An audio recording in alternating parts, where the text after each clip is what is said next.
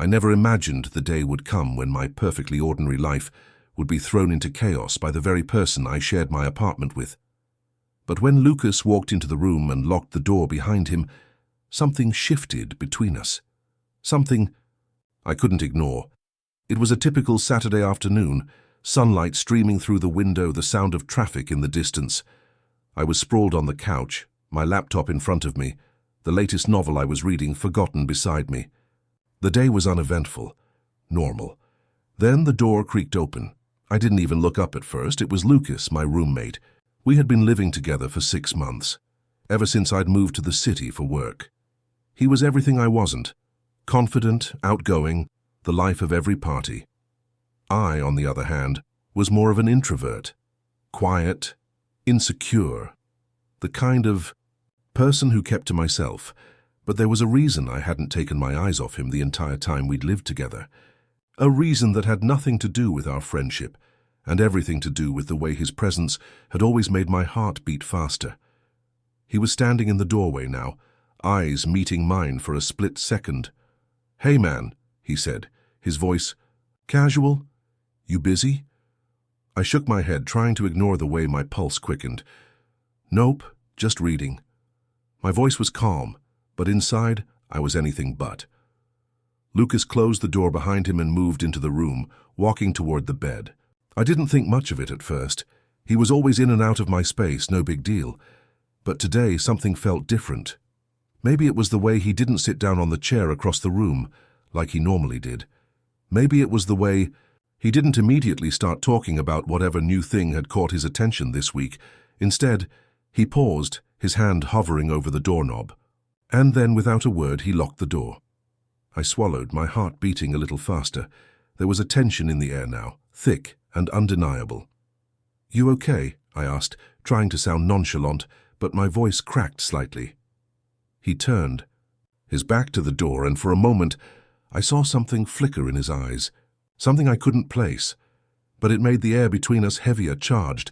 "Yeah," Lucas said, his voice softer now. "Just needed to talk to you about something." I stared at him, waiting. What was going on? Why had he locked the door? Why did he seem different today? Before I could ask again, he walked over to the bed and sat down, a few inches away from me, his shoulder grazing mine in a way that was almost accidental, but not quite. My breath hitched in my chest. "You don't have to be nervous, man," Lucas said, his voice suddenly quieter, almost intimate. "I know we've never really talked about this, but I need your help with something." I could feel my heart racing. What could he possibly need from me that required locking the door? I didn't know it yet, but this would be the moment everything in my life would change. I wasn't ready, but I couldn't walk away. And Lucas, I could see it in his eyes. Neither of us were ready, but now we had no choice. The thing about Lucas is he's impossible to ignore. Even when I tried, when I convinced myself that I wasn't. Looking at him, that I wasn't waiting for him to walk through the door, I always did. I knew it and I hated it. Today, though, it wasn't like any other day. Today, he walked into the kitchen just as I was trying to fix myself some coffee, half drunk from too many late nights at work. The moment he stepped in, it felt like the world slowed down. He wasn't the kind of guy who made entrances, at least not in the way most people do. But when Lucas walked in, the room seemed to buzz. The way his tousled dark hair fell into his eyes, the way his shirt clung to his shoulders, the way his lips parted when he smiled, there was nothing subtle about it. Everything about him made my heart skip a beat. I felt the warmth of the coffee cup in my hands, the steam rising from the mug, as I tried not to make it obvious that my eyes were drawn to him. "Hey, you're up early today," Lucas said, leaning casually against the counter. His tone was playful, like we hadn't just spent the last few days avoiding each other. I couldn't tell if it was me or if he just didn't notice the tension between us, but either way it made me freeze for a second. "Yeah. Just had some things to finish," I said, trying to sound casual, but I could already feel my voice tightening. Lucas stepped closer, his presence filling the small kitchen. As he reached for a mug, our hands brushed. It was quick. A fleeting moment that would have meant nothing to anyone else, but to me it felt like a jolt of electricity. "Sorry," he muttered, though his eyes were still on mine, and I saw that flicker of something that felt too familiar. Nodded, trying to act as though my heart wasn't pounding in my chest, as though I hadn't felt that shock all the way down to my fingertips. "It's fine." But we both knew it wasn't. It was never just fine when it came to us. The silence stretched between us, thick and uncomfortable. I busied myself with the coffee machine, pretending to focus on the task at hand, but my mind was elsewhere. My skin felt warm, too warm, as if the air had shifted in a way I couldn't understand. Lucas shifted again, this time leaning on the counter with his hands. His eyes were on me, direct, unflinching. "You all right?" he asked, his voice softer now. Cleared my throat, resisting the urge to meet his gaze. "Yeah, just tired," I said, my words feeling too hollow. "Uh-huh." Lucas didn't seem convinced, but he didn't push it. Instead, he reached for the creamer, and I caught a glimpse of his arm, muscles flexing under his shirt as he reached. The sight was enough to make my breath hitch for a moment. "All right, so I need your help with something," Lucas said suddenly, breaking the quiet. His words were abrupt, but there was something in them that made me pause. I turned to him, not sure what to expect. "What is it?" Lucas hesitated, his eyes darting away for just a split second before returning to me. It sounded personal, and kind of stupid actually, but I don't know who else to ask. I raised an eyebrow, my curiosity piqued. "Well, you're already here, so shoot." He swallowed, a nervous edge creeping into his expression. For a moment, he just stood there, as if debating whether or not to open up. The shift was subtle, but I noticed it, the way his shoulders tensed, the way his jaw tightened, the way his usual confidence seemed to falter. "Actually, forget it," Lucas said, quickly, turning away as if he had never said anything at all. "Hey, it's dumb, I'll figure it out." Something in his tone made my chest tighten. It was rare to see him like this, to see him falter. It almost made me want to push him more, to ask him what was really going on. But before I could say anything, Lucas had already grabbed his mug and was walking toward the living room. "See you later," he called over his shoulder, his voice now back to its usual easygoing tone. I stood there, frozen for a moment, the room suddenly feeling too quiet. My mind was racing, but no matter how hard I tried to push the thoughts aside, there was one thing I couldn't ignore. He needed my help, and he had trusted me enough to ask. The words echoed in my mind long after he left the room. And for the first time in ages, I wondered if I was ready to face what this could mean for both of us. When he walked out, I didn't just miss him. I felt like I had missed an opportunity, one that would haunt me. And I didn't know how much. Longer I could pretend it didn't matter. The thing about living with a roommate is that it forces you to share space, but rarely your thoughts. I'd gotten used to Lucas's easygoing presence, his laughter echoing through the apartment, the sound of his guitar strumming softly late at night. But recently, it felt different, more charged, like there was something in the air, something unsaid between us, lingering in the spaces we couldn't fill. It started small. The way he'd sit on the couch, just a little too close to me, as if testing the waters. The way his hand brushed against mine when we passed each other in the hallway. Nothing huge, just fleeting moments, but they stuck with me. More than I cared to admit. It wasn't like I was oblivious. I knew something was shifting, and I felt it in the pit of my stomach every time I saw him. But that didn't stop me from avoiding it, pretending that I didn't notice the way my heart raced when his gaze lingered a little too long, or the way I had to swallow the knot in my throat when he touched me, even by accident. One evening I found myself sitting on the couch, scrolling through my phone, trying to distract myself from the thoughts of Lucas that kept creeping up. I heard the soft sound of him entering the room, and before I could stop myself, I glanced up. He was holding a stack of books, his usual carefree grin plastered on his face. "You're still up?" he asked, glancing at the clock and raising an eyebrow. I nodded, trying to act normal. "Yeah, just killing time." He sat down beside me too, close, so close I could feel the warmth of his body next to mine. His arm brushed against mine, and I pretended not to notice, even though every fiber of my being screamed for me to pay attention. "Got any plans for the weekend?" he asked, flipping through one of the books he'd brought in. His eyes were on the pages, but his words were directed at me. I hesitated, unsure how to answer. The truth was, I'd been thinking about him a lot lately, wondering if the things I felt were real or just some figment of my imagination. But the last thing I wanted to do was complicate things. No, nothing really. Just the usual, I replied, offering a shrug. He looked at me, eyes searching mine as if he knew something was off. The air between us grew thicker, heavier. I couldn't tell if he was aware of the way my pulse quickened or if he was simply distracted by his thoughts. I think I'm going to visit my brother, he said after a moment. It's been a while since I saw him. He's been busy with work. The mention of his brother made me pause. I'd never heard Lucas talk much about his family. In fact, I wasn't sure I even knew that much about his past. It was always the small talk, movies, music, random stories that didn't reveal much about who he really was. But now, I found myself wanting to know more. Sounds nice, I said, trying to keep my voice steady. Lucas nodded, but there was something different in the way he was looking at me. Almost like he was trying to gauge my reaction. His eyes softened for a second, and I swore I saw something else flicker in them, something more than the usual friendly spark. But then it was gone, replaced by that mask he wore so well. Yeah. I haven't seen him in ages, he continued, rubbing the back of his neck nervously. He's been kind of distant, though. I think he doesn't understand what I'm doing with my life, you know. His words caught me off guard. I hadn't expected him to open up, especially not about something so personal. But there it was, the vulnerability beneath his usual confident exterior.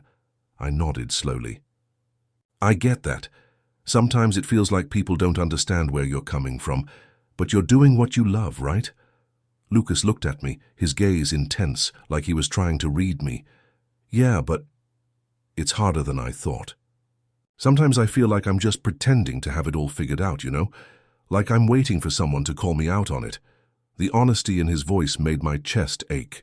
I wanted to tell him that I understood, that I too had my own struggles, but instead, I just sat there silently, absorbing his words. I knew he was putting a lot more out there than he usually did, and I didn't want to ruin it by saying the wrong thing. Instead, I said the only thing that seemed to matter in that moment. You're not alone in that. No one really has it all figured out, but you're doing your best and that's enough. His eyes softened and he smiled, though it was bittersweet. Thanks, he said quietly.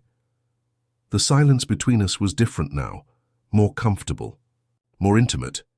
But also I couldn't help but feel a surge of something else beneath the surface, something I couldn't ignore, no matter how hard I tried. Over the next few weeks, we found ourselves crossing paths more and more. The random moments that seemed innocent at first had started to pile up, like when I caught him watching me from across the room, or when I noticed the subtle shift in his posture whenever we were close, the way he would linger a second longer than necessary, as though he didn't want to let go. And then one night it happened. I was sitting on the couch reading when I felt him approach. I didn't have to look up to know it was him. I could feel his presence in the way the air changed, in the way the quiet moments stretched between us. "You're really into that book, huh?" Lucas said, his voice almost a whisper. I looked up and found him standing beside the couch, his hand resting on the back of it, his body leaning slightly forward. "Yeah," I said, unable to hide the slight smile tugging at my lips. "It's a good one." He tilted his head and I could see that familiar tension in his eyes. The space between us felt charged, like something was about to snap. "You know," he said slowly, "you don't have to be alone all the time." His words hung in the air, thick with meaning. The unspoken invitation between us was almost too much to bear, and for a moment I couldn't decide if I wanted to close the gap between us or run in the opposite direction. But before I could respond, he took a small step back, as if realizing he'd said too much. And just like that, the moment was gone, leaving me with more questions than answers. I couldn't ignore it anymore. The tension, the small touches, the lingering looks, everything had been building up to this moment. But I wasn't sure if I was ready to face what that meant, especially when it came to Lucas. It had been a week since that conversation on the couch, the one where he'd said something that felt like an invitation, an opening. I'd thought about it endlessly, and Yet I couldn't shake the fear that came with admitting what I felt for him, not just to him but to myself. The problem wasn't Lucas. It was me. It was the walls I'd built around myself, the ones that had kept me safe but also isolated. I had spent my whole life avoiding vulnerability, avoiding anything that could make me feel too much, especially when it came to relationships. I was scared of rejection, of being judged, of having to confront feelings I wasn't sure I even understood. The last thing I wanted was to make things complicated between us, especially when we were already so close. But the more time we spent together, the more I felt like I was losing control of the situation. It was one of those nights when Lucas was sitting on the couch, strumming his guitar softly, his fingers moving in a familiar rhythm. I was curled, up at the other end, half focused on the book in my lap but mostly lost in my thoughts. "So, what's really going on with you lately?" Lucas asked, breaking the comfortable silence. His voice was light, but there was something about the question that made me tense. I glanced up, meeting his eyes for a brief moment before looking away. "Nothing. Just busy." He put the guitar down and turned his full attention to me. "You've been distant, man. I can tell something's off. You've been avoiding me." I swallowed hard, my stomach knotting. It felt like he could see straight through me, and it terrified me. How could I explain what I was feeling when I didn't even have the words for it? "I'm not avoiding you," I said too quickly. "I'm just—" I trailed off, not knowing how to finish the sentence. He raised an eyebrow, waiting for me to continue. His gaze was steady, but there was a softness in his eyes that made it even harder to speak. "Just what?" I sighed and ran a hand through my hair, trying to calm the flood of emotions rushing through me. "Look, Lucas, I don't—" I paused, taking a deep breath. This wasn't how I imagined this conversation going. I wasn't ready for this. "I don't know what's happening with me. I'm confused." He didn't say anything right away, but he didn't look away either. He was patient, waiting for me to continue. His silence made the space between us feel both comforting and suffocating at the same time. "I don't know if I can do this," I muttered under my breath, too quietly for him to hear, but the words were there, heavy and suffocating in my mind. Lucas shifted slightly, his tone gentler now. "Do what?" I closed my eyes, the weight of my emotions threatening to overwhelm me. "I don't know. I don't know how to be honest with myself, or with you. It's easier to pretend I don't feel anything, but I do. And it's messing with my head." Lucas stood up slowly and walked over to where I was sitting down beside me. He didn't touch me, but I could feel his presence next to me, comforting and distant all at once. "I didn't know you were feeling like this," he said quietly. "I thought maybe I was the one who was being weird or pushing you away." The vulnerability in his voice hit me harder than I expected. I turned to him, and for the first time, I saw the cracks in his confident facade. There was a flicker, a fear in his eyes, the kind of fear that mirrored my own. "I'm scared too," he admitted, his voice barely above a whisper. "But I don't know how to fix it if you don't tell me what's going on. I can't help you if you're pushing me away."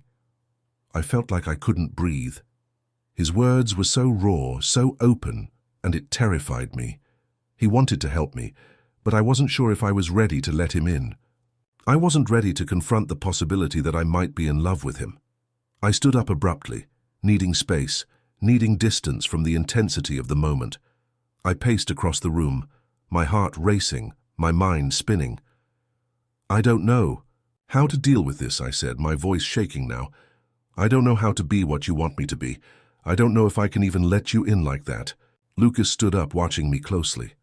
"I don't want you to be anyone else. I just want you to be you. But I can't keep guessing, man.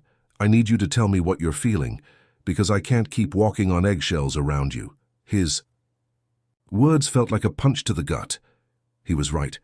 I had been shutting him out, building walls I didn't even know how to tear down. But how could I tear down those walls when the fear of losing him was so real? How could I admit that I wanted him, wanted more than friendship, when everything inside me screamed that I shouldn't? The silence stretched between us, thick and uncomfortable. My heart pounded in my chest, and for a moment I thought I might break. "I'm sorry," I finally whispered, my voice barely audible. "I don't know how to fix this." Lucas didn't say anything for a long moment. Then, softly, he spoke.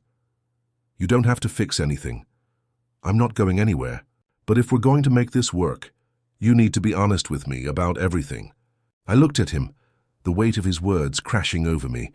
For the first time, I realized that this wasn't just about me anymore. It was about both of us, and that terrified me. But maybe, just maybe, it was worth the risk.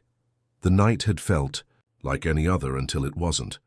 I had no idea that everything was about to change, but it started with a simple knock on the door. I was sitting at my desk, scrolling through my phone, trying to distract myself from the thoughts of Lucas that seemed to invade my mind at the most inopportune moments. I hadn't seen him all day, and I was still trying to process the conversation. We'd had days earlier, the one where I'd pushed him away, told him I wasn't ready, all while knowing deep down that I was terrified of what my feelings for him meant. It was around midnight when the knock came. My first instinct was to ignore it, to retreat further into myself, but something about it made me get up and open the door. When I saw him standing there, I felt my breath catch in my throat. His eyes were tired, but there was something else in them, a quiet desperation that made my stomach tighten. His face was unreadable, but I could see that he had been carrying something with him, something heavy. "Can we talk?" His voice was strained, as if he'd been holding something in for far too long. I nodded, stepping aside to let him in. The moment the door clicked shut behind him, I could feel the shift in the air. It was as if the walls of my apartment had closed in on us, leaving no space for anything except the unspoken tension between us. He walked over to the couch, but I stayed by the door, unsure of what to do.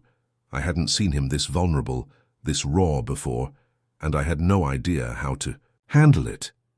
"I don't know how to do this anymore," he said quietly, looking down at his hands. "I can't keep pretending like everything's fine when it's not. I can't keep being around you and not feel anything.